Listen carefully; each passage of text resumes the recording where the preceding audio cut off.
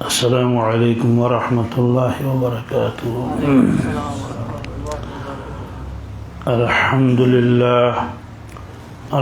للہ رب العالمین، والصلاة والسلام على سید الانبیاء والمرسلین وعلى آلہ الطیبین الطاہرین وعلى من تبعهم بإحسان إلى يوم الدین، أما بعد، قال الله تبارك وتعالى في القرآن المجيد: أعوذ بالله من الشيطان الرجيم، بسم الله الرحمن الرحيم،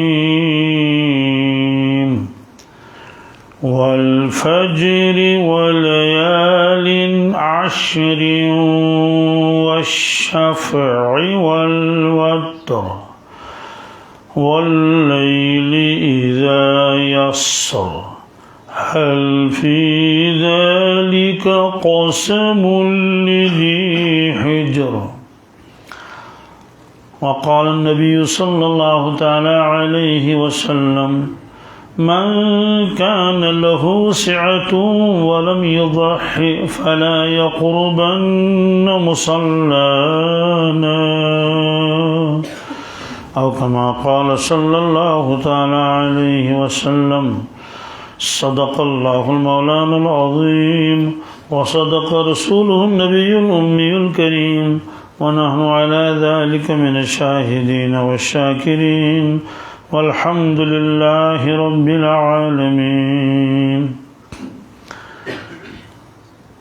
یہ سورہ فجر کی ابتدائی آیتیں ہیں، پارہ ام ہے سورہ فجر۔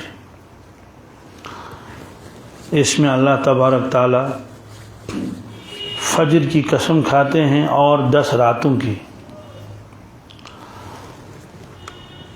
سال میں کل 12 مہینے ہوتے ہیں، قمری بھی 12 مہینے ہوتے ہیں اور شمسی بھی 12 مہینے ہوتے ہیں۔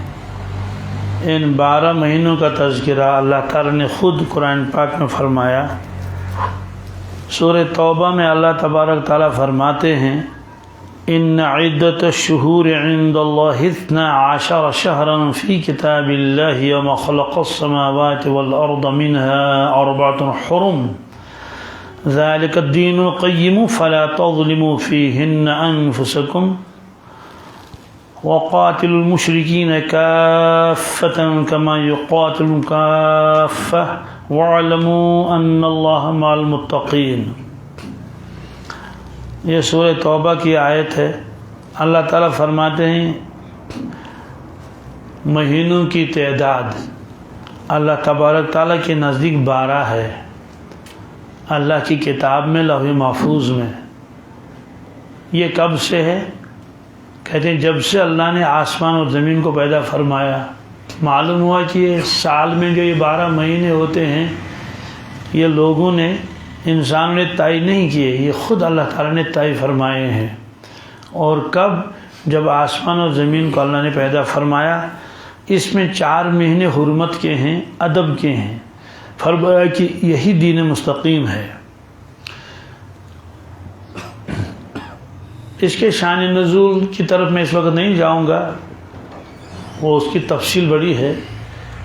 ہاں اشارہ کر سکتا ہوں، اہل عرب اپنی سہولت کے لیے ان مہینوں کو آگے پیچھے کرتے تھے۔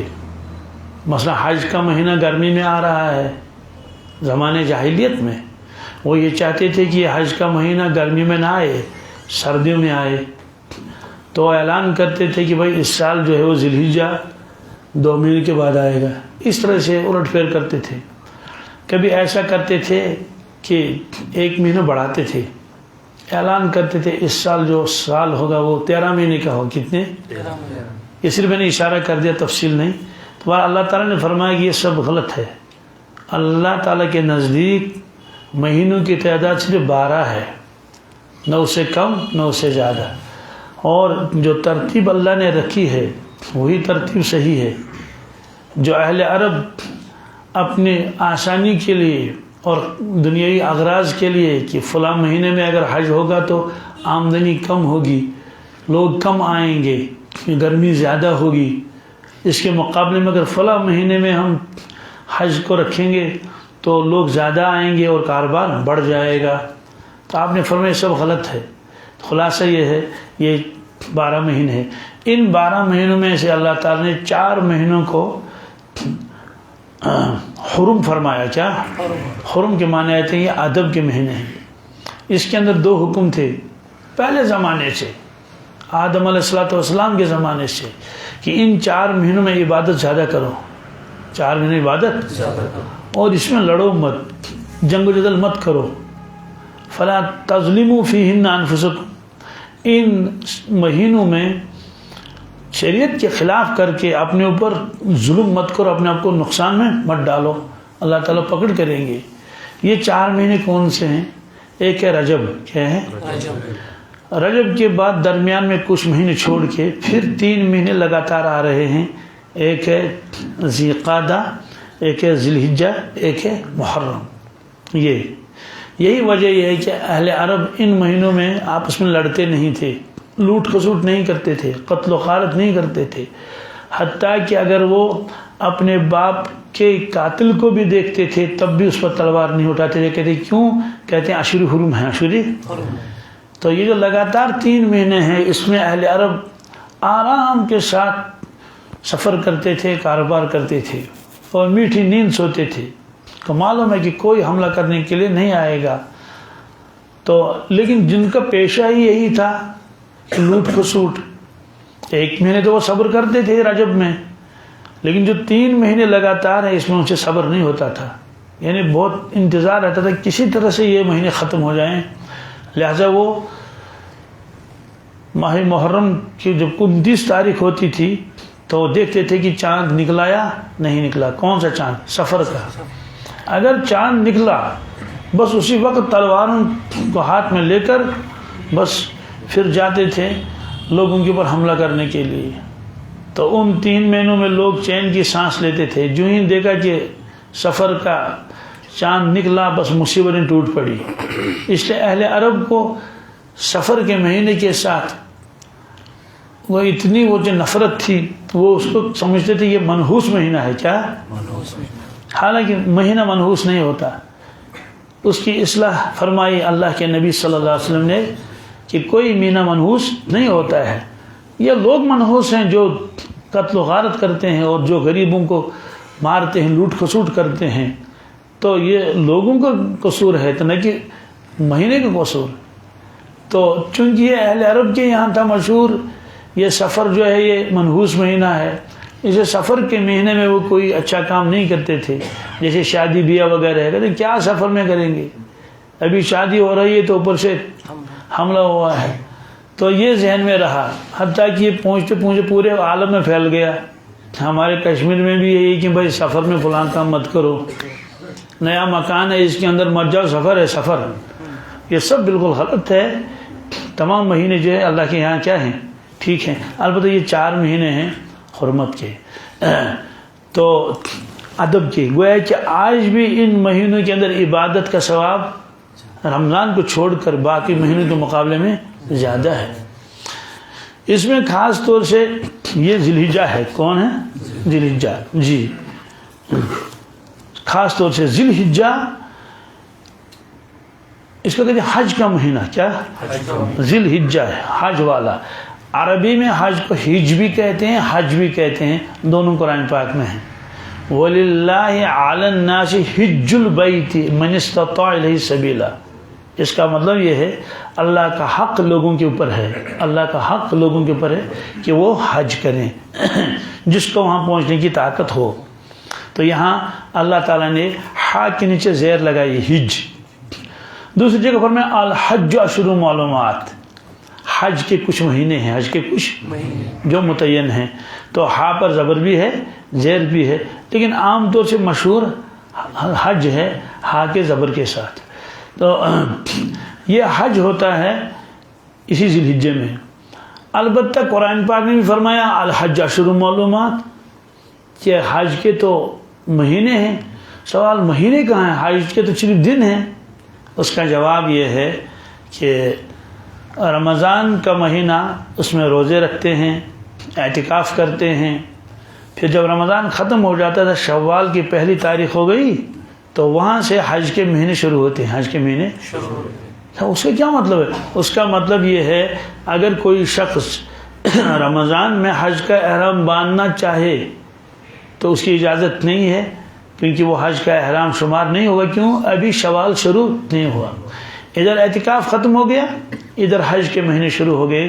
گویا کہ اس کی ترتیب یہ ہے کہ ایک شخص پہلے صرف نمازیں پڑھتا تھا پابندی کے ساتھ، پھر روزہ بھی رکھا، اس میں نماز بھی پڑھ لی، تراویح بھی پڑھ لی، پھر اعتکاف بھی کیا، اور زیادہ قرب نصیب کیا.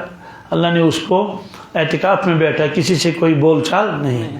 اس کے بعد پھر حج کی تیاری ہوگی. حج کی آج تو حج جو ہے یہ وہاں پہنچنا گھنٹوں کا کام ہے. کس کا؟ پہلے زمانے میں گھنٹوں کا کام نہیں تھا. کل بھی ایک ساتھی گیا حج میں. کب؟ جی کل اس کی فلائٹ تھی اور اس کی والدہ بھی ساتھ تھی. تو پھر میں نے اس کو رات کو فون کیا، اس نے کہا میں دلی میں جہاز میں بیٹھا ہوا ہوں. لیکن پہلے زمانے میں ایسا تو نہیں تھا. 6 مہینے پہلے، 3 مہینے پہلے لوگ جاتے تھے. کس کے لیے؟ حج کے لیے. خود اللہ کے نبی صلی اللہ علیہ وسلم مدینہ طیبہ سے نکلے حج کے لیے. حج کا احرام آپ نے باندھا اور 26 تاریخ تھی. کتنی؟ 26 ذی القعدہ. تو سفر 9 دن تک اب چلتے رہے. کتنے؟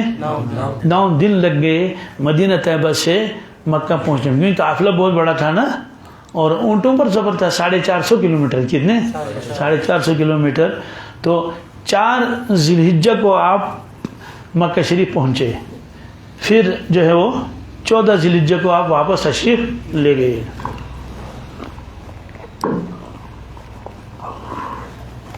بہرحال اگر کوئی آدمی شوال کے مہینے میں حج کا احرام باندھے تو اس کا حج کا احرام باندھنا صحیح ہے. تو اب حج کے کتنے مہینے ہو گئے؟ تقریباً 2.5 مہینے. شوال، ذی القعدہ اور ذی الحجہ کا یہ پہلا عشرہ. ذی الحجہ کے پہلے عشرے میں 2 کام ہوتے ہیں. ایک ہوتا ہے حج، ایک ہوتی ہے قربانی. اللہ تبارک تعالیٰ نے قرآن پاک میں جن 10 راتوں کی قسم کھائی ہے، مفسرین کرام فرماتے ہیں یہ ذی الحجہ کی شروع کی 10 راتیں ہیں. والفجر، قسم ہے صبح کی نماز کی. قسم ہے صبح کی نماز. تو صبح کی نماز بہت اہم ہے کیونکہ نور کا وقت ہے. والصبح اذا تنفس، ایک جگہ اللہ نے فرمایا قسم ہے صبح کی. کیا؟ ایک قسم ہے فجر نماز کی، ایک قسم ہے صبح کی، جب وہ سانس لیتا ہے صبح، یعنی جب صبح آتی ہے. ولیال عشر، اور قسم ہے 10 راتوں کی. یہ 10 راتیں کون سی ہیں؟ یہ 10 راتیں ہی ذی الحجہ کی شروع کی 10 راتیں ہیں. تو راتوں کی قسم کیوں کھائی؟ فرمایا کہ اس کے دن بھی متبرک ہیں، اس کی راتیں بھی متبرک ہیں، اور ان میں جو عبادت کرے گا بڑا ثواب اس کو ملے گا. تو ان 10 دنوں میں جو روزہ رکھے گا، ہر روزے کے بدلے میں اس کو 1 سال روزہ رکھنے کا ثواب ملے گا. پہلے 9 دنوں کا رکھے گا، 10ویں دن تو حرام ہے کیونکہ وہ تو قربانی کا دن ہے. تو ہر کے بعد 1 سال کی ثواب ملے گا. اور اگر کوئی عرفے کے دن رکھے روزہ، کس کے دن؟ عرفے کے دن روزہ رکھے گا تو اس کو ثواب تو مل ہی جائے گا، اس کے علاوہ اس کے پچھلے 1 سال کے گناہ معاف ہو جائیں گے. آئندہ سال کے لیے بھی اگر اس کی زندگی ہوگی تو 1 سال کے گناہ ایڈوانس معاف ہوں گے. یہ مراد صغیرہ ہے. کیا؟ اس کا مطلب یہ نہیں کہ ٹھیک ہے پھر میں نے روزہ رکھ لیا اب میں گناہ خوب کروں. نہیں، یہ صرف فضیلت ہے. کیا؟ ایک ہی پہلو نہیں دیکھنا چاہیے. فضیلت ہے کہ آپ کو اتنا ملے گا، آپ کو اتنا کہ اگر بشر ہیں آپ، بشری تقاضے کی وجہ کوئی چھوٹا گناہ موٹا گناہ ہو گیا تو وہ بھی اللہ معاف کر دیں گے. تو خلاصہ یہ نکلا دن کو روزہ ہے دن کا. اور رات کے بارے میں کیا ہے؟ ترمذی شریف میں روایت ہے کہ اس کی ہر رات کے اندر عبادت کا ثواب شب قدر کے برابر ہے. کس کے؟ اس کی وجہ میں بھی بتاتا ہوں. یہ ایک ہوتی ہے مزدوری، ایک ہوتا ہے انعام. آپ کا سیلز مین ہے اور آپ نے اس سے کہا کہ بھائی آپ 9 بجے آیا کریں گے اور 5 بجے آپ کی چھٹی ہے. تو اس نے کہا ٹھیک ہے 9 بجے اس کو آنا ہے، لیکن وہ 8 ہی بجے آ رہا ہے. کتنے بجے؟ 8 بجے سے آ رہا ہے اور دکان کھولتا ہے اور کام کرتا ہے. 5 کے بجائے 6 بجے نکلتا ہے.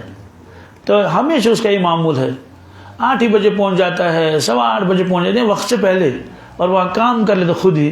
تو جو دکاندار ہوگا، دکان کا مالک ہے، اس سے محبت ہوگی نہیں ہوگی؟ بہت محبت ہوگی کہ یہ تو کتنا وفادار ہے اور کتنی خدمت کرتا ہے، کتنا خیال رکھتا ہے، اور پھر امانت دار بھی ہے. تو محبت ہوگی اس کے ساتھ. اسے پوچھے گا کہ بیٹے آپ کے گھر میں کتنے افراد ہیں اور آپ کے ذریعہ آمدنی اور کیا ہے اس کے علاوہ؟ اس نے کہا اس کے علاوہ کوئی ذریعہ آمدنی نہیں ہے اور میرے اتنے بال بچے ہیں. تو دکاندار کو اس کے ساتھ محبت ہوگی، فیکٹری والے کو تو ضرور اس کی ضرورتوں کو پورا کرے گا کہ بھئی عیدی لے لو اپنے بچوں کے لیے وغیرہ ذالک. تو تنخواہ الگ ہے اور انعام الگ ہے. اللہ تبارک تعالیٰ جو فرائض ہیں اس پر تو ثواب ہے، لیکن جب بندہ اپنی مرضی سے کوئی کام کرتا ہے اللہ تعالیٰ اس کو بطور انعام کے نوازتا ہے. تو یہ تو بطور انعام ہے، یہ تو بطور کہ ہر رات کو بتایا کہ شب قدر کا ثواب ہے. تو 2 کام اس میں ہوتے ہیں. ایک حج کا، جی حج شروع کہاں سے ہوتا ہے؟ حج کے دن یہ 6 ہیں. کتنے؟ 5 تو ضروری ہیں اور 6ٹھا جو ہے وہ ضروری نہیں ہے، وہ مرضی پر موقوف ہے. کس پر؟ مرضی پر موقوف ہے. تو یہ 5 دن شروع ہوتے ہیں 8 تاریخ سے. کس سے؟ 8 تاریخ کو حاجی احرام باندھتا ہے. اگر پہلے سے باندھا ہوا تو ٹھیک ہے، اگر نہیں تو باندھے گا. مینا جائے گا، ظہر میں وہاں پہنچے گا تو 4 نمازیں پڑھے گا، رات کو وہیں رہے گا، صبح 5ویں نماز پڑھے گا فجر کی. 9 تاریخ کو جائے گا وہ عرفات. کہاں؟ یہ حج کا اہم رکن ہے. یعنی یوں کہو بس یہی حج ہے، یہی حج ہے. مجھے اس کی تفصیل نہیں بتانی ہے، مجھے دوسری چیزیں عرض کرنی ہے. تو پھر دن بھر وہاں رہے گا، غروب آفتاب کے بعد وہاں سے واپس لوٹے گا، رات میں مزدلفہ میں رہے گا، رات وہاں گزارے گا. پھر 10 تاریخ صبح کو فجر کی نماز اول وقت میں پڑھ لے گا تو طلوع آفتاب سے تھوڑا پہلے نکلے گا مینا کے لیے. مینا میں آ گیا اور وہاں ایک شیطان کو پتھر مارے گا 7. اس کو جمر کہتے ہیں، جمرات میں. اس کے بعد کیا کرنا ہے؟ اس کے بعد وہ قربانی کرے گا. کیا کرے گا؟ قربانی. چونکہ حج ان دنوں میں ہوتا ہے، ان دنوں میں، اس لیے ان دنوں کے علاوہ حج نہیں ہوگا. حج تو قربانی بھی انہی دنوں میں ہوتی ہے. 3 دن قربانی کے ہیں، 10 11 12 کی غروب آفتاب سے پہلے ذبح کر لے تو قربانی بھی ان کے علاوہ نہیں ہو سکتی ہے. کوئی آدمی ویسے نفل صدقہ خیرات کرے وہ الگ مسئلہ ہے، لیکن قربانی کے یہ دن متعین ہیں، حج کے یہ دن. اور حج ہوتا ہے ایک ہی جگہ، حج ہوتا ہے دنیا میں اور کہیں نہیں ہوتا ہے. اس لیے سارے لوگ تو وہاں نہیں پہنچیں گے. حکم یہ ہے کہ تم لوگ حاجیوں کے ساتھ مشابہت اختیار کرو. کیا کرو؟ مشابہت کا مطلب یہ ہے کہ حاجی بال نہیں کاٹتا ہے، ناخن نہیں کاٹتا ہے، تو خوشبو بھی نہیں لگاتا، لیکن ہمیں خوشبو لگانے کی اجازت ہے. تو مشابہت ہوگی کہ جس شخص کو قربانی کرنے کا ارادہ ہو وہ ناخن نہ کاٹے پہلے ذی الحجہ سے 10 ہجری تک، جب تک وہ قربانی کرے. یہ مشابہت اس کو ہو جائے گی حاجیوں کے ساتھ، کیونکہ حاجی بھی بال نہیں بناتا، یہ بھی بال نہیں بنائے، اس کو ثواب ملے گا. حضرت خواجہ صاحب کا ایک شعر ہے، ہمارے اکابر اس کو اکثر پڑھتے ہیں، خاص طور سے ڈاکٹر عبدالحی صاحب عارفی رحمۃ اللہ اس شعر کو پڑھتے تھے. تیرے محبوب کی یارب شباہت لے کے آیا ہوں. کیا؟ محبوب کی یارب شباہت، حقیقت اس کو تو کر دے، میں صورت لے کے آیا ہوں. کیا؟ یعنی میں ایک شباہت لے کے آیا. شباہت کے معنی آتے ہیں وہ جی تیرے محبوب کی یارب شباہت لے کے، حقیقت اس کو تو کر دے، میں صورت لے کے. ایک صورت ہوتی ہے، ایک حقیقت ہوتی ہے.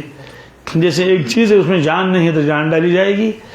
تو جن حضرات کو قربانی کرنے کا ارادہ ہو وہ ان دنوں بال نہ بنائیں اور ناخن نہ کاٹے.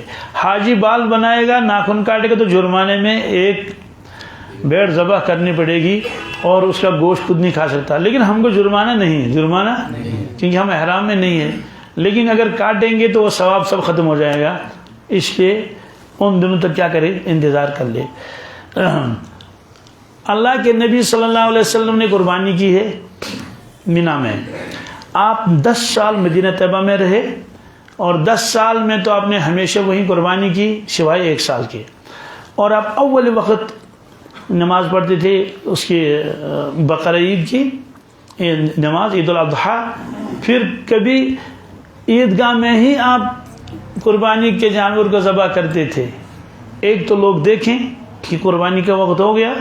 دوسری بات ہے کہ دور دور سے غربا آتے تھے فقراء، تو وہ یہاں سے لے کر گوشت لے کر جاتے تھے اپنے گھر اولی وقت میں.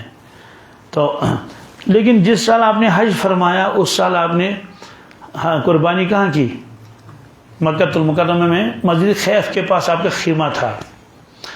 شرعی اعتبار سے مسئلے کی روح سے صرف ایک قربانی ان پر لازم تھی، بھیڑ یا بکری، اور اگر بڑا جانور ہے چونکہ وہاں اونٹ ذبح کرتے تھے اس میں ایک حصہ اس میں، لیکن عملاً آپ نے 100 اونٹ کی قربانی کی. کتنے؟ 100 اونٹ کی قربانی کی تھی. کچھ اونٹ تو آپ مدینہ طیبہ سے اپنے ساتھ لائے تھے، اور کچھ اونٹ حضرت سیدنا علی رضی اللہ تعالیٰ عنہ یمن سے لائے تھے.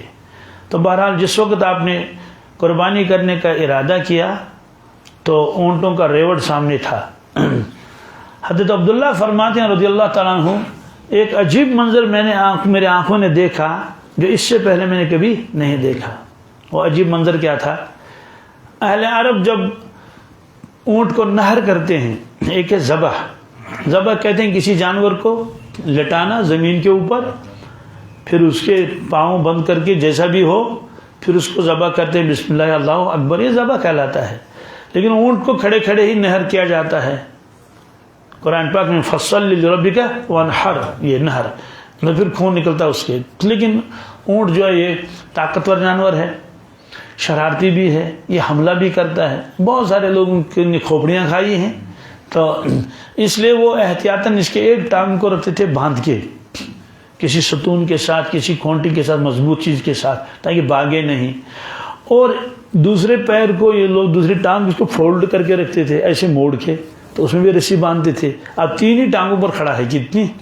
اور ان 3 میں بھی ایک ٹانگ جو ہے وہ بندھی ہوئی ہے. پھر نکیل بھی ہے. تو جب نہر کرنے کا ارادہ کرتے تھے تو ایک آدمی نکیل پکڑ کے آپ اس اونٹ کی گردن کو اس طرف کرتے تھے، جیسے یہاں سامنے اس کی گردن ہے، یوں موڑیں گے. تو جب یوں موڑیں گے تو ادھر جو آدمی کھڑا ہے اس کی طرف نظر نہیں رہے گی. تو وہ چھری چھپا کے رکھتا تھا، کیونکہ اونٹ دیکھتا تھا اس کے ہاتھ میں چھری ہے. تو جب دیکھا کہ اس کی گردن ادھر کو لے گئے تو چپکے سے آتا تھا اور اس کو برچھا مارتا تھا یہاں سینے میں، اور خون نکل گیا. پھر وہ جو ہے وہ خود ہی بیٹھ جاتا تھا. اس کے بعد اس کو گوشت کو وغیرہ کاٹتے تھے، کھال وال اتارتے تھے. یہی طریقہ تھا. تو حضرت عبداللہ فرماتے ہیں رضی اللہ تعالیٰ عنہ 100 اونٹ تھے. جس وقت اللہ کے نبی صلی اللہ علیہ وسلم نے قربانی کرنے کا ارادہ کیا، آپ کھڑے ہو گئے، احرام باندھے ہوئے تھے. تو آپ نے صحابی سے اشارہ کیا ایسے ہی، اونٹ کو ادھر لاؤ. تو اس نے ایک اونٹ کو اشارہ کیا لانے کے لیے، وہ اونٹ خود چل کر آگے جلدی سے. کیا یعنی اس کے ٹاؤں بندے ہوئے نہیں تھے. آپ نے بسم اللہ اللہ اکبر کر کے اس کو برشا مارا، اور جب دوسرے اونٹوں نے دیکھا تو وہ خود آ گئے، وہ بھاگے نہیں، وہ خود آگے. اور بھیڑ لگ گئی، اور ہر جو ایسے اپنی گردن کو سامنے کر رہا ہے، جیسے بھیڑ لگتی ہے نا کہیں ایسے، یعنی وہ بھاگے نہیں. تو آپ کہیں بسم اللہ اللہ اکبر، بسم اللہ اللہ اکبر، یوں کر کر کے آپ نے ان کو وہ کیا، نہر کیا. تو اس کی وجہ لکھی، وہ پہچانتے تھے کہ یہ اللہ کے نبی صلی اللہ علیہ وسلم ہے، اور آج قربانی کا دن ہے، اللہ کے نام پر قربان ہونا ہے. اور کس کے دست مبارک سے؟ اللہ کے نبی صلی اللہ علیہ وسلم کے دست مبارک سے. وہ یہی کہتا ہے، یہ منظر دیکھ کر میں حیران ہو گیا. ورنہ اونٹ جو ہے وہ بھاگتا ہے، ہر ایک کو جان پیاری ہے نا، کیوں جان دے، تو حملہ بھی کرتا ہے. لیکن یہ لوگ تو جان دینے کے لیے ایک دوسرے کے آگے بڑھ رہے ہیں. یہ منظر آپ نے دیکھا. تو 63 اونٹ آپ نے نہر کیے. کتنے؟ 63 اونٹ نہر کیے آپ نے. تو اس کے بعد بس چھری حضرت علی کو دے دی، آپ یہ لے لیں. تو شارحین نے لکھا ہے کہ سب اونٹ تو آپ ہی کی طرف سے تھے نا، صحابہ کی طرف سے نہیں، صرف آپ کی طرف سے. تو سب اونٹ کیوں نہیں آپ نے اپنے دستمال ذبح کیے؟ اس کا جواب لکھا ہے کہ آپ کی عمر مبارک 63 سال تھی. کتنی؟ اسے آپ نے 63 اونٹ ذبح کیے. سوال ہے کہ ابھی تو حضرت تو دنیا میں تشریف فرما تھے، تو آپ کو کیسے پتہ چلا کہ ہماری عمر مبارک کتنی ہے؟ بھائی ہم سے کوئی پوچھے گا تمہاری عمر کتنی، ہم کہیں گے ہمیں معلوم نہیں ہے. وہ تو ہمارا معاملہ ہے نا، اللہ کے نبی صلی اللہ علیہ وسلم کا معاملہ دوسرا تھا. آپ نے خود فرمایا عرفات کے میدان میں صحابہ سے کہ آج کون سا دن ہے، یہ کون سا میدان ہے؟ عرض کیا گیا یہ عرفات ہے، آج 9 تاریخ ہے. آپ نے فرمایا کہ جب آئندہ سال یہ تاریخ آئے گی 9 تاریخ، شاید آپ کی اور میری ملاقات نہیں ہوگی. یہ اشارہ تھا. اور ایک مقام پر آپ نے فرمایا خذوا عنی مناسککم، خذوا عنی مناسککم، لوگوں حج کے افعال مجھ سے سیکھو، مجھ سے. مطلب یہ ہے کہ خوب سیکھو، اور کوئی یہ نہ سمجھے ٹھیک ہے سیکھنے کی تو زندگی ہے، کچھ اس سال سیکھیں گے، کچھ اگلے سال سیکھیں گے. آپ نے فرمایا خذوا عنی مناسککم فإنی امرؤ مقبوض، کہ اس لیے کہ مجھے واپس لیا جائے گا. مجھے مقبوض کے معنی مجھے اٹھا لیا جائے گا. تو آپ کو معلوم تھا کہ یہ حجۃ الوداع ہے. یہ حجۃ اس کو ودا اور وعدہ دونوں پڑھ سکتے ہیں. حجۃ الوداع ہے یعنی وہ حج جس میں آپ نے امت کو الوداع کیا. اسی کے سارے لوگ تو مدینہ طیبہ کے نہیں تھے، باقی علاقوں کے تھے نا.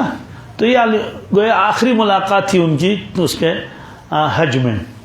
اور اس حج میں اکثر صحابہ تشریف لائے تھے، کیونکہ حج وہ فرض ہوا تھا 9 تاریخ میں. کس میں؟ 9 ہجری میں. تو 9 ہجری میں آپ خود تشریف نہیں لائے، اپنے بدلے میں آپ نے حضرت سیدنا ابو بکر صدیق رضی اللہ تعالیٰ عنہ کو بھیجا امیر الحاج بنا کر. کیا؟ یہ حاجیوں کے امیر ہیں، تو ان کو لے جاؤ اور حج کراؤ. تو حضرت ابو بکر صدیق رضی اللہ تعالیٰ نے حج کرایا صحابہ کرام کو. لیکن اس کے بعد جو اگلا سال آ گیا سن 10 ہجری، اس نے اپنے پہلے سے اعلان کروائی جگہ جگہ جہاں کا آدمی ملتا تھا ان سے کہتے تھے کہ وہاں لوگوں کو بتاؤ اس سال حج کو آئیں، اس سال اس سال حج کو آئیں. تو صرف مرد حضرات کی تعداد 1,24,000 سے زیادہ تھی. کیا؟ یہ اس زمانے کے 1,24,000، آج کے نہیں. جب تعداد بہت کم ہوا کرتی تھی تو خواتین بھی تھی. تو گیا 1.25 لاکھ سے زیادہ مجمع تھا آپ کے ساتھ جو حج میں آئے تھے. تو اس لیے آپ کو معلوم تھا کہ یہ آخری حج ہے اور اب ہم دنیا سے تشریف لے جانے والے ہیں. اس لیے آپ نے 63 اونٹ ذبح کیے، باقی حضرت کے حوالے کر دیے، حضرت علی کے. اسی طرح سے آپ نے ایک موقع پر 2 صحابہ کو یمن بھیجا. کہاں؟ مدینہ طیبہ سے. ایک حضرت معاذ بن جبل رضی اللہ عنہ کو، حضرت ابو موسیٰ اشعری رضی اللہ عنہ کو. جب حضرت معاذ بن جبل کو بھیجا تو ان سے کہا گھوڑے پر سوار ہو جاؤ. اور وہ گھوڑے پر سوار ہیں، مدینہ طیبہ سے دور جا رہے ہیں، اور حضرت رسول اللہ صلی اللہ علیہ وسلم پیدل چل رہے ہیں. کیا؟ اور نصیحت کر رہے ہیں یسرا ولا تعسرا بشرا ولا تنفرا. فرمایا دیکھو معاذ، وہ لوگ نامسلم ہیں، ان کے ساتھ اچھا سلوک کرنا، ان کو سختی ان کے اوپر نہ کرنا، آسانی کرنا. نامسلم ہے، وہ کہیں گے اسلام کتنا سخت جو ہے مذہب ہے اور اس میں سختیاں ہیں، پر ایسا نہ کرنا. تو حضرت ابو موسیٰ اشعری کو بھی بتا دیا. پھر نصیحتیں کرنے کے بعد فرمایا کہ معاذ جب تم واپس آ جاؤ گے مدینہ طیبہ سال بھر کے بعد، تمہاری مجھ سے ملاقات نہیں ہوگی، تمہاری مجھ سے ملاقات نہیں ہوگی. ہم میری قبر سے مبارک کے پاس سے آپ گزر سکتے ہیں. اس پر ان کو گریہ طاری ہوگا ہی. تو بار بار دیکھ رہے ہیں چہرے مبارک کی طرف کہ اب تو بس دیکھنا ہی نہیں کبھی، کیونکہ اب تو وہ وہاں جا رہے ہیں نا. تو حضرت نے دیکھا کہ ان کے دل پر تو بہرحال بہت صدمہ ہوا. تو میں دیکھو آپ ہم سے دور ہیں بظاہر، لیکن آپ مجھ سے نزدیک ہیں. کیا؟ تو جو بھی میرا امتی ہوگا، من کانا این کانا، جو میرا مطیع ہوگا، فرما بردار ہوگا، وہ میرے نزدیک ہے، وہ میرے. اس لیے آپ ظاہری اعتبار سے دور ہیں لیکن آپ مجھ سے نزدیک ہیں. کیوں؟ آپ میرے ہی وجہ سے وہاں جا رہے ہیں، ورنہ مدینہ طیبہ کو چھوڑ کر دوسری جگہ کیوں جائے کوئی آدمی؟ اور پھر اللہ کے نبی صلی اللہ علیہ وسلم کو چھوڑ کر، لیکن یہ حکم تھا، اس لیے میں اس میں راضی ہوں آپ کے لیے، جاؤ. تو ان کو یقین ہو گیا کہ جب میں واپس آ جاؤں گا تو میری ملاقات نہیں ہوگی. تو اتنے اونٹ آپ نے قربان کیے مینا کے. تو یہ جو دن ہیں یہ 10 دن، اور پھر 11واں 12واں بھی اس کے ساتھ ہے. تو یہ حج بھی ہے اور پلس قربانی بھی ہے. حاجیوں کے اوپر بھی قربانی لازم ہوتی ہے، اس کو کہتے ہیں حج کی قربانی. کس کی؟ حج کی قربانی. تو حج کی قربانی کے لیے دن بھی متعین ہے اور جگہ بھی متعین ہے. دن بھی متعین ہے، دن تو وہی ہیں 10 11 12، ان 3 دنوں کے اندر اندر قربانی ہو جاتی ہے.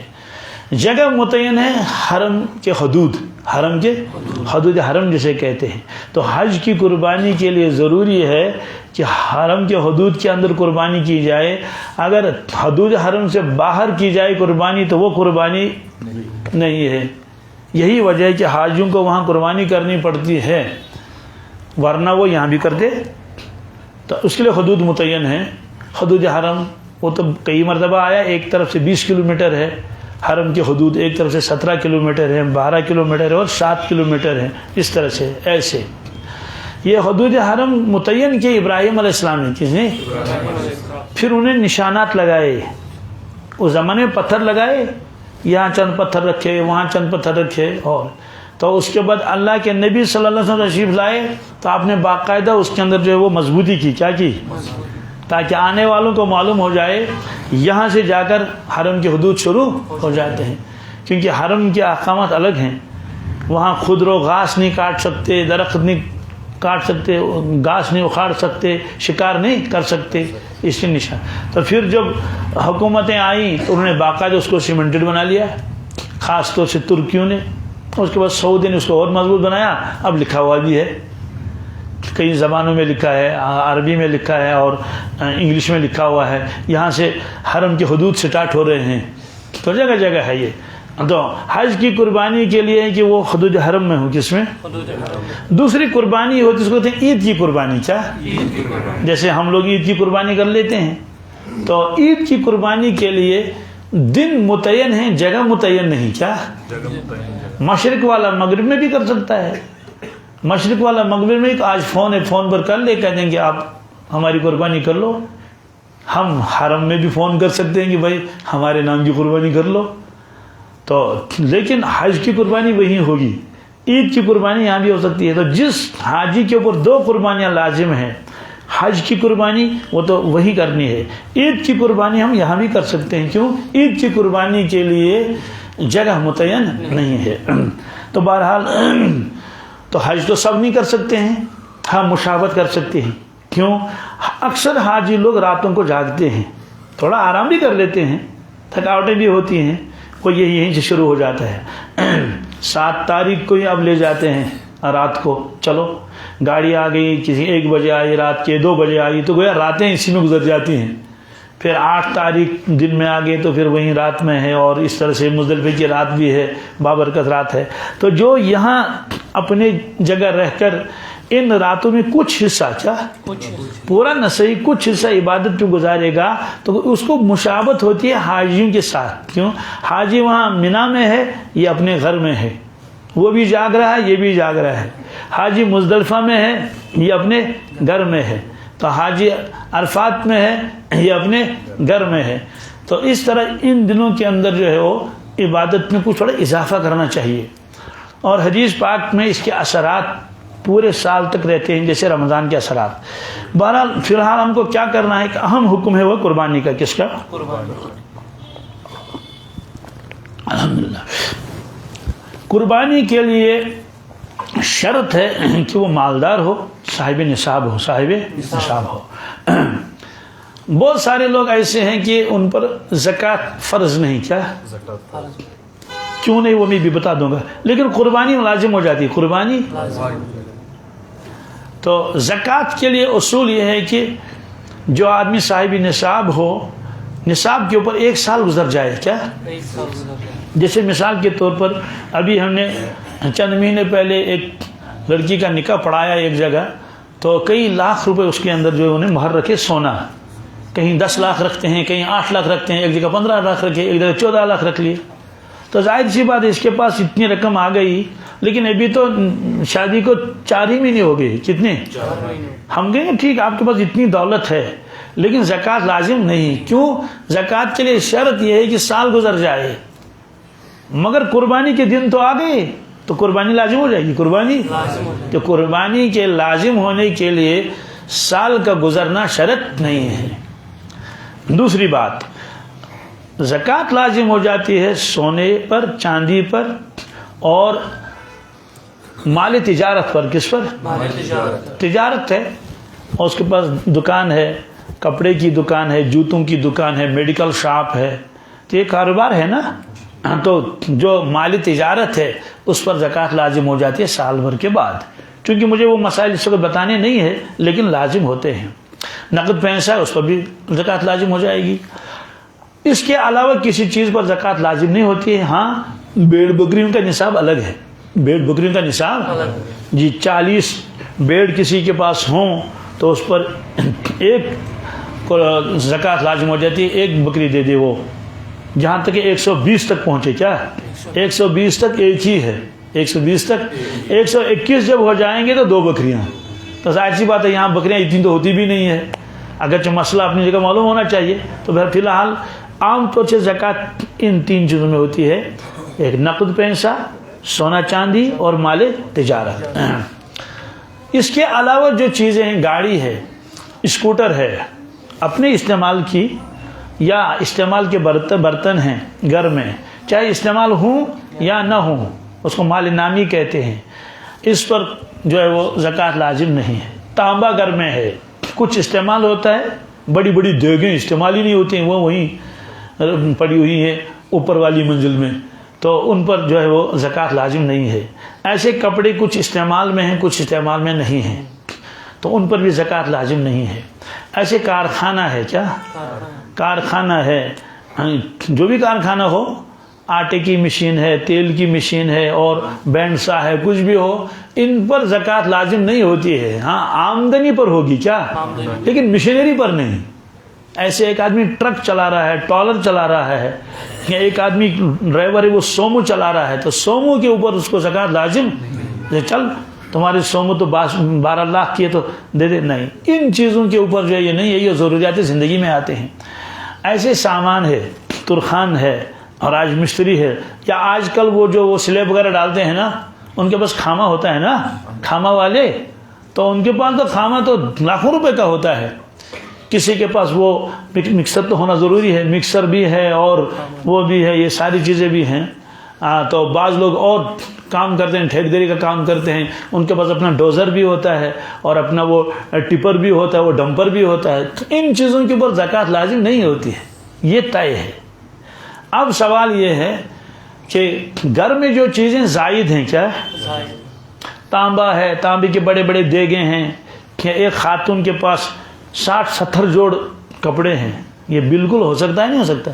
मैंने आपको बताया एक खातून का इंतकाल हुआ, तो बहरहाल इंतकाल तो हुआ, अब कितने 10-15 दिन हो गए, रोया धोया सबों ने, तो उसके बाद जो उनके ट्रंक खोले और अलमारी खोली, तो कुछ कपड़े तो वो थे जो इस्तेमाल करती थी, सिले हुए थे, तो जो बगैर सिले हुए थे अभी कपड़े ही थे थान की शक्ल में, किसमें, तो वो 60 थे, कितने जी 60 थान, उसको शर्ट, उसको क्या कहते हैं हम, शर्ट सूट जी, 60 सूट थे, कितने, तो ज़ाहिर सी बात है ज़कात तो उस पर लाजिम नहीं, क्योंकि माल नामी नहीं, क्या बढ़ने वाला माल और माली तिजारत भी नहीं है, सिर्फ अपने लिए लगा के जमा रखे। लेकिन इन चीज़ों की वजह से कुर्बानी लाजिम हो जाती है, क्या मसलन घर में है, लिहाफ हैं और गद्दे हैं और तकिए हैं, जो इस्तेमाल होते हैं तो ठीक है, वो तो इस्तेमाल, लेकिन जो इस्तेमाल ही नहीं होते हैं, साल में एक मरतबा भी नहीं, तो उनको हिसाब करना पड़ेगा, क्योंकि ये ज़ायदा ज़रूरत है। ऐसे फर्नीचर है, क्या है जो फर्नीचर बिल्कुल इस्तेमाल नहीं होता है, टेबल हैं, कुर्सियां हैं, दूसरे चीज़ें हैं और पड़ी हुई हैं, ऐसे ही झाले लगे हुए हैं उसमें मकड़ियों के, तो अगर जिस पर ज़कात लाजिम नहीं है क्योंकि माली नामी नहीं, लेकिन उसकी वजह से कुर्बानी लाजिम हो जाएगी जिसकी मिल्कियत में ये है। तो इस तरह से अगर देखेंगे तो बहुत सारे अफराद ऐसे हैं, उनको अपनी जगह ख्याल है कि मेरे ऊपर कुर्बानी लाजिम नहीं है, लेकिन शरन उनके ऊपर कुर्बानी लाजिम है। एक आदमी नए मकान में रह रहा है, उसके सामने एक पुराना मकान है, पुराने मकान पर ज़कात लाजिम नहीं है क्योंकि वो माली नामी नहीं है, कोई तिजारत का नहीं है वो, लेकिन चूंकि वो ज़ायदा ज़रूरत है, किसी इस्तेमाल भी नहीं आता, वरना पुराने मकान भी इस्तेमाल होते हैं ना, अरे हम लोग घास रखते हैं, बारदान रखते हैं और क्या क्या रखते हैं, लेकिन वो बिल्कुल ऐसे ही खाली पड़ा हुआ है, तो खाने खाली रह देवने की रद जिन्नात रहते हैं कितने, तो ज़कात लाजिम नहीं है, लेकिन उसकी वजह से उसके ऊपर कुर्बानी लाजिम हो जाएगी क्योंकि ज़ायदा ज़रूरत है। अब सवाल है कि ये कीमत जो हम लगाएंगे तो कितनी कीमत होनी चाहिए जिस पर उसको कुर्बानी लाजिम हो जाएगी। आजकल के हिसाब से जो आजकल जो रेट है बाज़ार में चांदी की, वो 45,000 बनते हैं, कितने, इसका मतलब तो ये हुआ अगर किसी आदमी के पास नकद पैसे नहीं है, नकद पैसे नहीं है, या अगर हैं तो कम है, 5,000 10,000 हैं, لیکن ادھر سے یہ ساری چیزیں اس کے پاس ہیں، تو کل ملا کر اس کی قیمت 45,000 ہو جاتی ہے، تو شرعی اعتبار سے اس پر قربانی لازم ہو جاتی ہے۔ الحمدللہ۔ تو اس اصول کو سامنے رکھ کر آپ خود فیصلہ کر لیں کہ ہمیں قربانی لازم ہے یا نہیں۔ اس میں بڑی کوتاہیاں ہوتی ہیں۔ ایک بات تو یہ ہوگی۔ دوسری بات کہ گھر میں 10 افراد ہیں، کتنے؟ والد صاحب ہیں، والدہ محترمہ ہیں اور بھائی بہنیں ہیں۔ تو اب یہ تو 5-10 افراد پر جو ہے مشتمل ایک خاندان کنبہ ہے، تو کیا 10 کے اوپر لازم ہو جائے گی قربانی جیسے نماز سب کے اوپر لازم ہے؟ اس کا اصول یہ ہے کہ شریعت یہ دیکھتی ہے یہ 10 جو ہے چاہے کام کرتے ہوں نہ کرتے ہوں، پڑھتے ہوں یا پڑھائی مکمل کی ہو، شریعت یہ کہتی ہے کہ مالکانہ حقوق کس کس کے ہیں؟ کیا مالک کون ہے؟ تو بس جو مالک ہوگا اس کے اوپر قربانی لازم ہو جائے گی، اس کے اوپر زکوٰۃ لازم ہو جائے گی، باقی لوگوں کے اوپر قربانی لازم نہیں ہے۔ جیسے 4-5 بھائی بہنیں ہیں، یہ پڑھ رہے ہیں یا گھر کا کام کر رہے ہیں، بیٹیاں تو گھر میں کام کر رہی ہیں اور لڑکے بھائی جو ہے یہ کھیت میں کام کرتے ہیں اور دھان کا کام کرتے ہیں، باغ کا کام کرتے ہیں، کٹائی گڑائی اور کھاد ڈالنا سارے کام کرتے ہیں، بہت کماتے ہیں، بہت، لیکن مالکانہ حقوق ان کا نہیں ہے، پراپرٹی تقسیم نہیں ہوئی ہے، تو یہ باپ کے ہیلپر سمجھے جائیں گے۔ کیا یہ ان کے مددگار ہیں؟ تو مددگاروں پر کہاں جو ہے وہ زکوٰۃ لازم ہو جائے گی یا ان پر کہاں قربانی لازم ہو جائے گی؟ تو معلوم یہ کہ اس گھر میں صرف ایک شخص ہے جو مال کا مالک ہے، اس کے اوپر قربانی لازم ہے۔ اب رہا معاملہ کہ بچوں کی جو والدہ ہے، کیا ہے؟ والدہ، اس پر قربانی لازم ہے یا نہیں؟ اس کا اصول یہی دیکھا جائے گا اس کی ملکیت میں کچھ ہے یا نہیں۔ کہنے ہاں سونا تو کئی لاکھ کا ہے، کہنے ہاں، پھر قربانی لازم ہو جائے گی۔ کہتے ہیں کیا ہے اس نے تو سونا خرچ کر دیا ہے، اس نے سونا وہ تو مکان میں لگ گیا، کیونکہ پرانی عورتیں بعد میں زیادہ سونا نہیں رکھتی ہیں، وہ تو گھر میں ہی لگ جاتا ہے۔ کہتے ہیں اس کے پاس سونا تو ہے ہی نہیں، کہتے سونا کچھ بھی نہیں، کچھ بھی نہیں، کہاں پھر اس کو قربانی لازم نہیں۔ کہتے ہیں البتہ پیسے اسی کے پاس رہتے ہیں، پیسے ابو اسی کو رکھتا ہے، پہلے گھر میں رکھتے تھے نا۔ کہتے ہیں یہ تو خزانچی ہے، کیا ہے؟ مالکانہ حقوق اس کے نہیں ہے، تو خزانچی پر بھی لازم نہیں۔ تو معلوم یہ کہ اس پورے گھر میں ایک قربانی لازم ہے۔ اور اگر والدہ محترمہ کے پاس زائد ضرورت سامان ہے اور اس کی قیمت 45,000 ہے، یا کچھ نقد ہے، کچھ سونا ہے، کچھ چاندی ہے، جو بھی ہے، تو اس کے اوپر بھی ایک لازم ہو جائے گا۔ تو اس گھر میں 2 لازم ہوگی، کتنے؟ 2۔ اور اگر ایک بیٹے کی شادی ہوئی ہے، ایک بیٹی کی، بڑے بیٹی کی شادی ہوئی ہے، جوائنٹ فیملی ہے، تو اس کی جو اہلیہ ہے، بڑے بیٹی کی جو بیوی ہے، تو ظاہر سی بات ہے اس کے پاس تو سونا ہے، اس کے مہر کے پیسے کئی لاکھ، تو یہ جو اس کا شوہر ہے ابھی باپ ہی کے اس میں نگرانی میں ہے، اس کو کوئی جائیداد نہیں ملی ہے، اس پر تو قربانی نہیں، لیکن جو بہو آئی ہے نا نئی، اس پر قربانی لازم ہو جائے گی۔ کیوں؟ وہ اپنے پیسوں کی وہ مالک ہے، اپنے زیورات کی وہ مالک ہے۔ اس میں ہماری جو یہ لڑکیاں بہنیں بہت کوتاہی کرتی ہیں، وہ زکوٰۃ تو دیتی نہیں الا ماشاء اللہ، قربانی تو بالکل ہی ذہن سے نہیں کرتے، ایسے کور آنکھ قربان ہے، اس کو آنکھ کافی ہے یہ۔ تو میں ایک جگہ گیا تھا، خواتین کا مجمع تھا، تو میں نے ان کو زکوٰۃ کی ترغیب بھی دے دی کہ زکوٰۃ دے دیا کرو۔ تو کسی خاتون نے وہاں سے شاید پرچہ بھیجا یا کیسے ایسی آواز لگائی، کیونکہ وہ پردے کے پیچھے تھے، کہ اگر نقد پیسے نہ ہو تو کیا کریں؟ تو میں نے مائک پر بتا دیا کہ نقد پیسے نہیں تھے کہ انگوٹھی دے دے۔ کیا دے دے؟ تو ظاہر سی بات نقد پیسے دینا کوئی ضروری تھوڑی ہے، انگوٹھی دے دے، اتنا زیور ہے۔ اس نے کہا کہ اگلے سال پھر انگوٹھی دینی پڑے گی۔ میں نے کہا ہاں پھر دینی پڑے گی۔ کہنے لگے تو یہ تو چند سال میں سارا ختم ہو جائے گا، تو ہمارے پاس رہے گا کیا؟ میں نے کہا اپنے پاس رکھنا ہی کیا ہے، کیونکہ جو اللہ کے راستے میں دے دو وہ موجود ہے، جو اپنے پاس ہے وہ فنا ہو جائے گا۔ ما عندکم ینفد وما عند اللہ باق۔ اس کے بعد اگر باپ زندہ ہے، کیا باپ زندہ، اور ایک بیٹا دکانداری کر رہا ہے، کیونکہ شرعی مسئلہ ہے نا، اس نے بیٹے کو دکان دے دی ہے تو باپ کی، لیکن اس کو کہا کہ بھائی کارزان تو کارزان یعنی دکان تمہاری ہے، البتہ خرچہ اٹھانا، خرچہ۔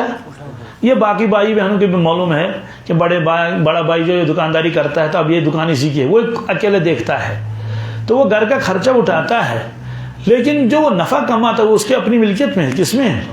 اگرچہ جوائنٹ فیملی ہے، اس کا اپنا بیلنس ہے، تو معلوم ہے کہ اس کو زکوٰۃ بھی دینی پڑے گی، اس کو قربانی بھی کرنی پڑے گی۔ ایسے ہی دوسرا بیٹا ملازم ہے، دوسرا بیٹا ساری تنخواہ لا کر باپ کو دیتا ہے، ساری تنخواہ لے کر اپنے پاس کچھ بھی نہیں رکھتا، یا دکاندار ہے، دکانداری کرتا ہے، خوب کماتا ہے، لیکن سارے پیسے باپ کو دیتا، اپنے پاس کچھ نہیں، صرف جیب خرچ۔ کیا جیب خرچ؟ ایک تو ریچارج، اور دوسرا یہ جو ہے وہ اسکوٹر وغیرہ میں تیل ڈال رہا ہے۔ تو دکانداری کرنے کے باوجود بھی قربانی لازم نہیں، زکوٰۃ لازم کیوں؟ باپ نے دکان اس کے حوالے مستقل نہیں کی ہے، البتہ وہ کام کر رہا ہے، ایسے ملازم ہے، سب کچھ ابو کو دے دیتا ہے، تو ان پر نہیں ہے۔ لیکن اگر یہ معلوم ہے کہ یہ جو ملازم ہے یہ گھر کا خرچہ تو دیتا ہے، لیکن باقی تنخواہ کے ساتھ اس کا باپ کوئی مداخلت نہیں کرتا ہے، تو یہ جمع کر کے رکھتا ہے، اس کے پاس کئی لاکھ جمع ہو گئے ہیں، تو اس بیٹے کے اوپر زکوٰۃ بھی لازم ہے، کیوں؟ وہ ان پیسوں کا مالک ہے، اور اسی طرح سے اس کے اوپر قربانی بھی لازم ہو جائے گی۔ اور جی پی فنڈ کا مسئلہ بھی ہے، جی پی فنڈ تو گورنمنٹ کاٹتی ہے، تو جو گورنمنٹ خود جی پی فنڈ کاٹے گی اس کو پوچھے بغیر اپنے اصول کے مطابق، تو جب تک جی پی فنڈ ان کے پاس رہے گا تب تک زکوٰۃ لازم نہیں ہے، کیا نہ قربانی ہے، کیونکہ وہ اس کی ملکیت میں آیا ہی نہیں، اگرچہ اسی کے اکاؤنٹ میں ہے لیکن وہ گورنمنٹ کے پاس ہے۔ ہاں اگر یہ اپنی مرضی سے کچھ پیسے ڈالا، 2000 تو کاٹتی تھی روزانہ گورنمنٹ، 2000، یہ 2 کے بجائے 3000 کٹواتا ہے، کتنے؟ ہر مہینے میں یہ 1000 2000 علاوہ کٹاتا ہے، تو وہ جو اپنی مرضی سے وہاں جمع کر رہا ہے اس پر زکوٰۃ بھی لازم ہو جائے گی، اس کی وجہ سے قربانی بھی لازم ہو جائے گی۔ ایسے ہی والد کا انتقال ہوا، کیا اب بھائی ہیں، 3 بھائی ہیں، 2-3 بہنیں ہیں، سوال والد کا انتقال ہو گیا، اگرچہ ابھی کاغذی کارروائی نہیں ہوئی ہے، یعنی باقاعدہ کاغذوں میں ان اولاد کا نام نہیں ہے، ان کے نام پراپرٹی نہیں ہے، لیکن شرعی اعتبار سے جس وقت ان کے والد صاحب کا انتقال ہوا ابھی وہ دفن نہیں ہوئے، تو پراپرٹی ان کے شرعی اعتبار سے منتقل ہو گئی۔ وہ واقعہ شاید آپ کو یاد ہوگا، ایک خاتون مسئلہ پوچھنے کے لیے آئی تھی حضرت شاہ عبدالعزیز صاحب رحمۃ اللہ کے پاس کہ حضرت میرے شوہر نے یہ کہا تھا مجھے، اگر تو باپ کے کر گئی تو تجھے طلاق ہے، 3 طلاقیں، کتنی؟ ایک ہی نہیں، 3 ایک ساتھ، تو میں گئی نہیں تب سے کیونکہ مجھے معلوم ہے طلاق، لیکن اب اس کا انتقال ہوا، کیا آج بھی نہ جاؤں تو کیا کروں، کم از کم چہرہ تو دیکھ لوں اپنے والد۔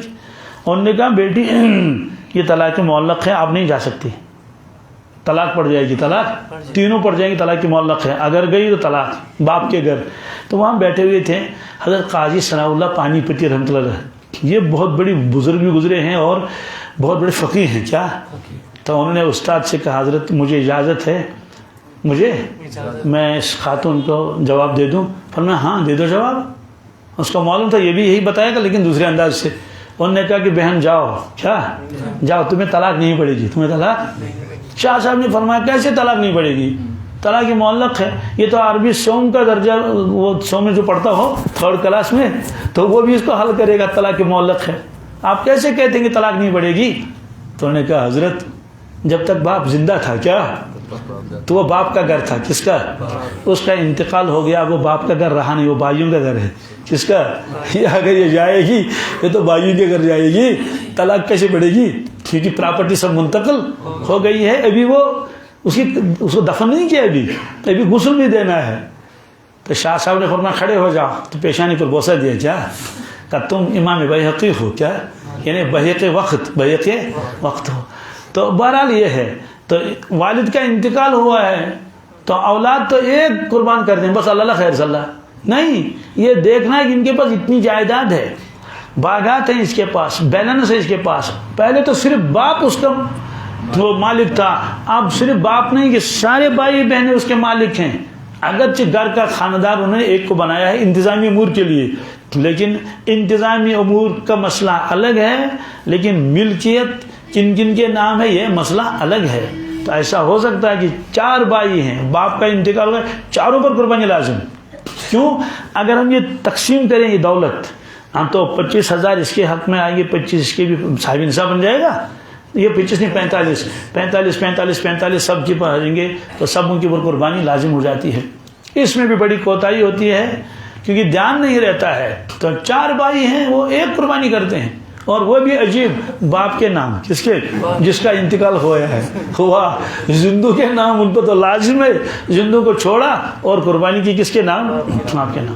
بہرحال ایک تو ہم اس مسئلے کو دیکھیں گے. دوسرا ایک اہم مسئلہ ہے وہ ہے تقسیم کا. کس کا؟ قربانی کا جو گوشت ہے. اگر بھیڑ ہے، بکری ہے، یہ تو ایک ہی کے نام پر ذبح ہو گیا، اللہ خیر صدا. لیکن اگر کوئی بڑا جانور ہے جس میں 7 افراد شریک ہوتے ہیں، کتنے؟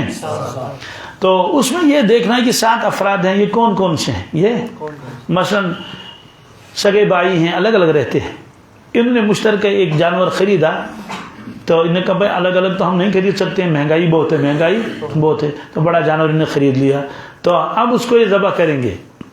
تو اس کو پہلے طے ہونا چاہیے کہ اس کے کتنے حصے، اس کے کتنے حصے ہیں. ایک نے کہا بھائی میرے 4 حصے ہیں. کیا؟ اس نے کہا میں ہوں اور میری اہلیہ ہے اور میرا بڑا بیٹا ہے اور اس کی بیوی ہے، 4 ہمارے ذمہ ہو جاتے ہیں، اس لیے ہم 4 کی نیت کریں گے. اب تو 3 ہی رہ گئے نا. تو دوسرے بھائی نے کہا ٹھیک ہے 3 میرے حصے کے ہیں. تو کل یہ 7 حصے ہو گئے.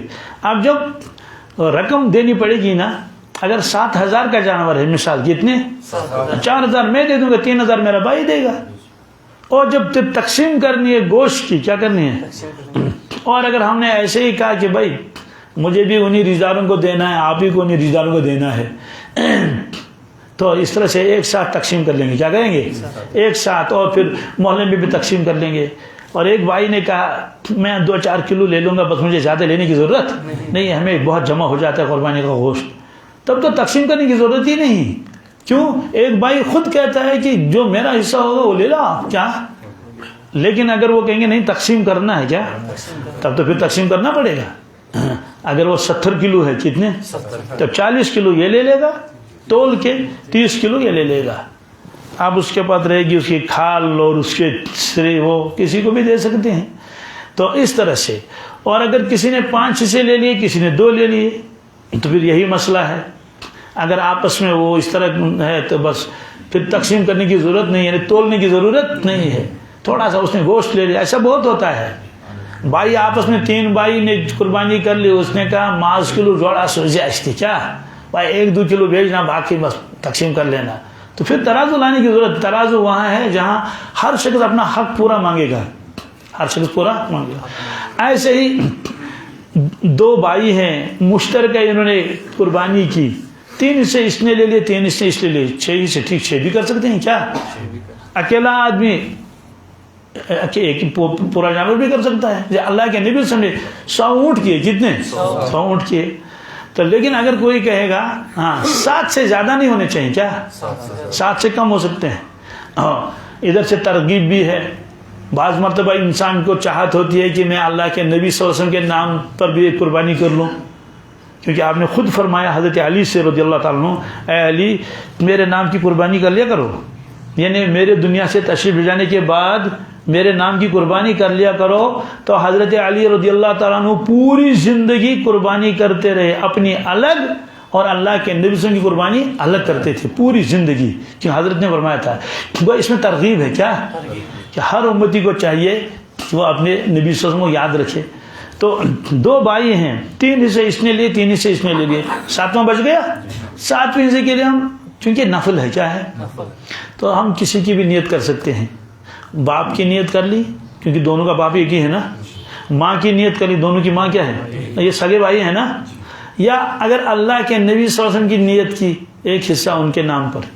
تو اب جو ہے جب گوشت اگر تقسیم بھی کرنا ہے تو آدھا آدھا کریں گے، کیا؟ کیونکہ 3 حصے اس کے ہیں، 3 حصے اس کے ہیں، اور پیسے بھی آدھے آدھے دے دیں گے. 10,000 کا جانور تھا، اس نے 5,000، اس نے 5,000 دے. سوال یہ ہے کہ وہ جو ایک حصہ اوپر تھا وہ کس کی جانب سے ہے؟ دونوں بھائیوں کی جانب سے. کس کی؟ تو کیا ایسا ہو سکتا ہے 2 بھائی ایک حصے میں اور 3 بھائی ایک حصے میں؟ کہاں یہ نفل ہے، کیا ہے؟ اب نفل میں کیا ہے؟ اللہ کے نبی صلی اللہ علیہ وسلم نے ایک موقع پر 2 بھیڑ ذبح کیے، کیا ایک بیڑ اپنی جانب سے، دوسرے بیڑ کی نیت آپ نے کی یا اللہ یہ میری امت کی جانب سے. کس کی؟ تو ایک بیڑ تو امت کی جانب سے، یہ نفل ہے نا، یہ ثواب پہنچانا ہے. کیا تو ثواب تو نہ ہو. ایسے ایک حصہ جو ہے اس میں کئی افراد مل کر وہ اللہ کے نبی صلی اللہ علیہ وسلم کی نیت کر سکتے ہیں. برحال یہ تو ہوا یہ مسئلہ. تو ان تمام مسائل کو ہم ذہن میں رکھیں گے تو پھر یہ دیکھیں گے کہ قربانی کس کس پر لازم ہوتی ہے اور یہ جو شراکت کا کیا کیا معاملہ ہے. ایک اہم چیز ہے وہ ہے تکبیر تشریق. کیا تکبیر تشریق کیا ہے؟ یہ 5 دن جو عرفہ ہوگا نا، عرفہ اس کی فجر نماز کے بعد، کیا تمام کلمات سے پہلے فجر کی نماز جماعت کے ساتھ ہو گئی، یا اگر کسی نے گھر میں پڑھ لی یا کیسے بھی ہو، السلام علیکم ورحمۃ اللہ، السلام علیکم ورحمۃ اللہ، اللہ اکبر اللہ اکبر، لا الہ الا اللہ، اللہ اکبر وللہ الحمد. ایک مرتبہ پڑھنا واجب ہے. کیا ایک مرتبہ پڑھنا ہے؟ مرد حضرات کو زور سے پڑھنا ہے. کیوں؟ اللہ تعالیٰ چاہتے ہیں کہ ان دنوں میں خوب اللہ کا تذکرہ کیا جائے، تو واجب پڑھنا ہے. آہستہ نہیں، ذرا زور سے. کیا زور سے؟ خواتین آہستہ پڑھ لیں، خواتین آہستہ پڑھ لیں. تو یہ سلسلہ شروع ہوگا عرفے کے دن سے، فجر کی نماز سے لے کر فجر کی. تو یہ عرفہ 9 تاریخ ہے. 9 تاریخ 5 نمازیں، 10 11 12 13 عصر سمیت، عصر یہ کل نمازیں 23 بنتی ہیں. کتنی؟ 23 نمازیں بنتی ہیں. تو ان میں تکبیر تشریق پڑھنا، چاہے جماعت کے ساتھ نماز پڑھے فرض نفل کے بعد نہیں، چاہے انفرادی پڑھ لے. اس میں کوتاہی ہوتی ہے. مسجد میں تو کوتاہی نہیں ہوتی، مسجد میں تو کسی نہ کسی کو تو یاد آ ہی جاتا ہے. اگر مسجد میں جماعت اگر ہم کو یاد نہیں ہے پھر بھی جو کہیں گے اللہ اکبر تو یہ فوراً چونک جاتا ہے اللہ اکبر. لیکن جو اکیلا نماز پڑھے گا اس کو اگر یاد نہیں تو کون یاد دلائے گا؟ بالخصوص ہماری ماں بہنیں، وہ پڑھنا چاہتی ہیں لیکن اس وقت یاد نہیں رہتا، دھیان نہیں رہتا ہے. حضرت مفتی تقی صاحب عثمانی فرماتے تھے خواتین کو چاہیے کہ ان دنوں میں یہ دعا قبلے کی دیوار پر جو وہاں کوٹری میں نماز پڑھ رہی ہیں تو اس میں لکھ کے رکھیں. کیا؟ تاکہ جو ہی وہاں پہنچ گئی تو پہلے ہی نظر پڑے گی کہ یہ دعا ہے. میں ساتھیوں کو ترغیب دیتا ہوں کہ بیت الخلاء میں جائیں تو ضرور دعا پڑھیں، اللہم انی اعوذ بک من الخبث والخبائث. تو یہ یاد ہی نہیں آتا ہے اس وقت. دعا تو یاد ہے لیکن اس وقت دعا پڑھنا یاد نہیں رہتا ہے. اس کے لیے یہ ہے کہ میں دروازے پر لگا کے رکھ دو. کیا ہے؟ باتھ روم کے دروازے پر لگا کے لکھ دو. عربی میں نہیں صحیح انگریزی میں لکھ دو. جیسے آج مسیجیں کرتے ہیں نا بھائی، اردو مسیجیں انگلش میں آتی ہیں نا، رومن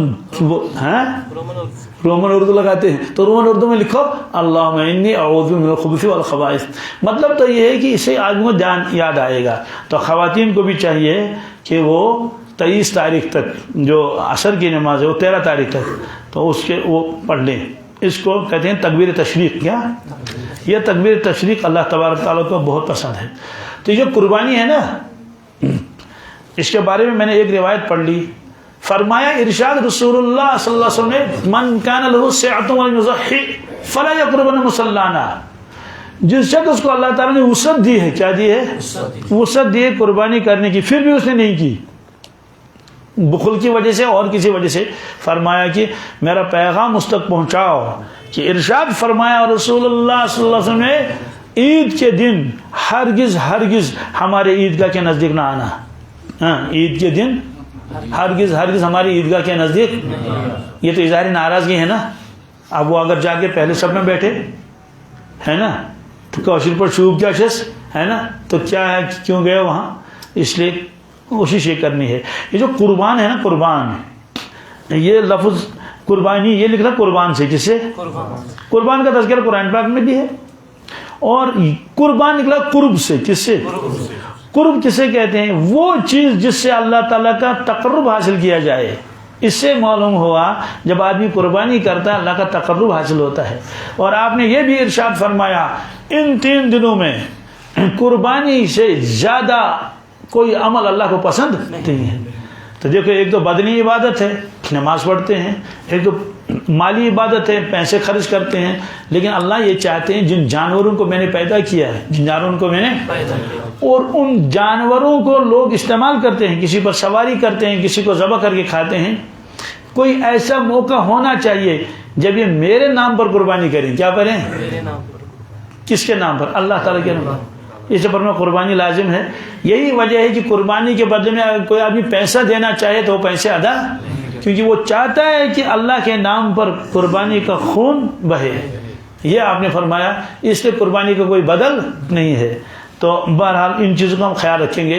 اور قربانی کا تذکرہ قرآن پاک میں بھی ہے، اور یہ یہ سلسلہ چلا ہے آدم علیہ السلام سے۔ کس سے؟ وہ واقعہ آپ کے ذہن میں ہوگا، میں صرف اشارہ کر دوں گا۔ دو بھائیوں میں اختلاف ہوا، کیا؟ قابل اور حابیل میں۔ فیصلہ کیا آدم علیہ السلام نے کہ دونوں قربانی کر لو۔ تو ایک بھائی نے ایک بھیڑ عمدہ سا لایا، دوسرے بھائی نے کچھ وہ گیہوں لائے، ایک پہاڑ پر رکھے دور دور۔ تو اس زمانے میں علامت ہوتی تھی، جو چیز قبول ہوتی تھی اس کے اوپر آگ آتی تھی، اور آگ میں جلا دیا اس کو۔ تو دونوں بھائیوں نے، ایک نے ادھر بھیڑ رکھا باندھ کے، ایک نے وہ ٹھیلے میں رکھا وہ گیہوں گندم، اور دور بیٹھ کر دعا کرنے لگے۔ آج اس قرآن پاک کا واقعہ ہے، آسمان سے آگ آئی اور جو بھیڑ تھا وہ تو جل کے ختم ہو گیا۔ تو یہ علامت ہے، یہ اس کا بھیڑ قبول ہو گیا اور اس کا گیہوں قبول۔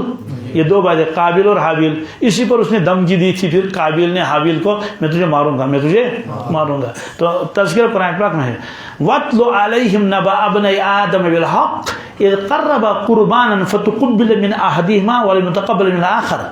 تو دوسرے کی قربانی قبول نہیں ہوئی۔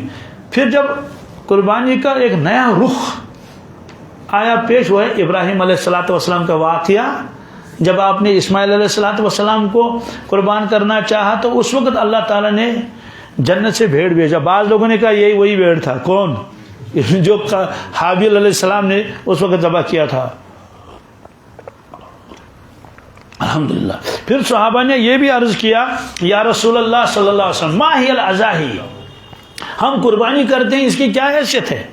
سنت ابیکم ابراہیم علیہ السلام۔ عجیب جواب آپ نے دیا۔ آپ نے فرمایا ابراہیم علیہ السلام جو تمہارے والد ہیں، جو تمہارے ابو جان ہیں، ان کی سنت ہے۔ تو ابو جان کے دو معنی ہیں، ایک تو کہ قریشوں کے تو حقیقی ابو جان تھے، وہ دادا جان تھے نا، پوری امت کے روحانی والد ہیں، کیا والد ہیں۔ پھر صحابہ نے عرض کیا کہ ملے گا کیا؟ فرمایا کہ ہر بال کے بدلے میں ایک ایک نیکی۔ کیا؟ بکری کے اندر جتنے بال ہیں، کتنا آدمی نقصان کرتا ہے، شادیوں میں اتنی بھیڑ ذبح کرتا ہے، اور جب قربانی کا وقت آیا کہتے ہیں گنجائش نہیں ہے۔ تو اتنے بھیڑ کے اوپر اتنے بال ہیں، ہر بال کے بدلے میں اتنا۔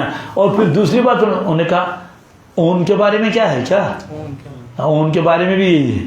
تو بہرحال ابھی چند دن ہے، لہذا ہم کوشش کریں کہ وہ بعض ایسے بھی ساتھی ہیں ان کے پاس ملکیت کچھ بھی نہیں، لیکن عیدی انہوں نے جمع کر رکھی ہے 10 سال سے۔ کتنی؟ 50-60 ہزار انہیں جمع کر رکھے ہیں۔ تو شرعی اعتبار سے چونکہ وہ اس عیدی کے خود مالک ہیں، کوئی اس کو مداخلت نہیں کرے گا، اس کی وجہ سے ان کے اوپر بھی قربانی لازم ہو جائے گی۔ تو پھر اس کے لیے یہ آسان طریقہ ہے، یا تو شراکت میں کر لے تو اس میں زیادہ رقم دینے کی ضرورت نہیں ہے، یا تو خود بھیڑ لائے اس کو ذبح کرے۔